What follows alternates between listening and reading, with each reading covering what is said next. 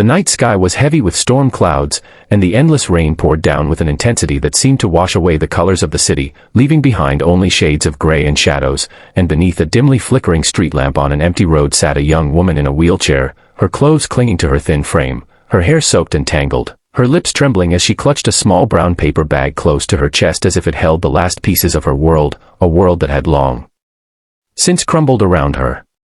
Her suitcase sat at her side, worn out, scarred from years of travel that had led to nowhere, and her tired eyes brimmed with tears that blurred with the falling rain, the weight of loneliness pressing on her heart so heavily that she almost wished the storm would swallow her whole.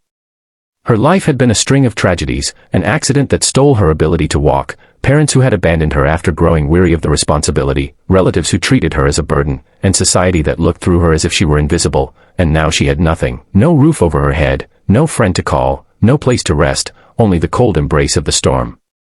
She tried to steady her breathing, tried to whisper courage to herself, but despair was a loud voice that drowned out everything else, and she felt the bitter truth settle deep into her bones. She was utterly alone.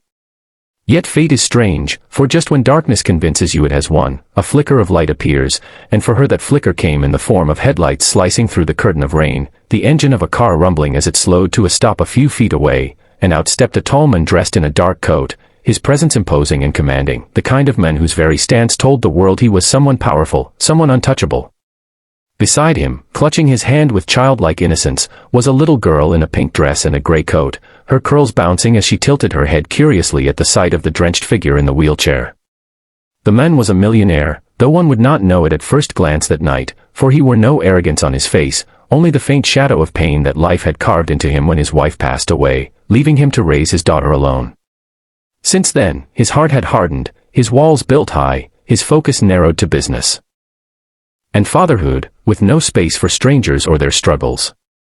But his daughter, too young to understand walls and wounds, still carried the pure heart of a child, and when she saw the shivering woman before them, her small hand tugged at her father's, her soft voice rising above the rain as she whispered, "Daddy, she's cold, we have to help her." The man looked down at his daughter, torn between reason and compassion, for reason told him to keep walking, to drive away, to not get entangled in someone else's misery, but compassion, buried though it was, stirred at his daughter's plea, and when he looked again at the woman in the wheelchair, hunched over and trembling, he saw not just a stranger but a soul on the edge of breaking, and before he knew it he was stepping closer, his deep voice carrying both authority and hesitation as he asked,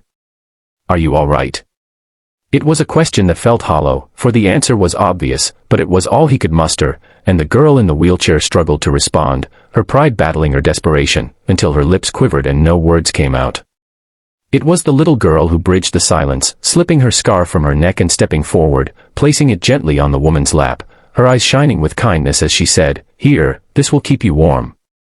The gesture struck the millionaire in a way he could not explain, reminding him of the woman he had once loved, who had always said that the smallest acts of kindness could change a life. He felt the weight of his daughter's expectant gaze on him, and something inside him yielded, something that had long resisted the pull of emotion, and the words left his lips before he could second-guess them. "Come with me." The woman's eyes widened, disbelief flickering in their depths, as though she had misheard, for offers like that were fantasies not meant for people like her. But his tone was steady, his gaze unflinching, and when his daughter smiled encouragingly, the woman felt her defenses crumble just enough to let hope slip through, and though her hands trembled as she clutched her paper bag tighter, she nodded weakly. The man bent down, his strong hands gripping the handles of her wheelchair, and as he wheeled her toward the warmth of his car, the storm continued to rage behind them, unaware that within the glow of the headlights, 3 lives were about to become entangled in ways that would test the limits of pain, love, and destiny itself.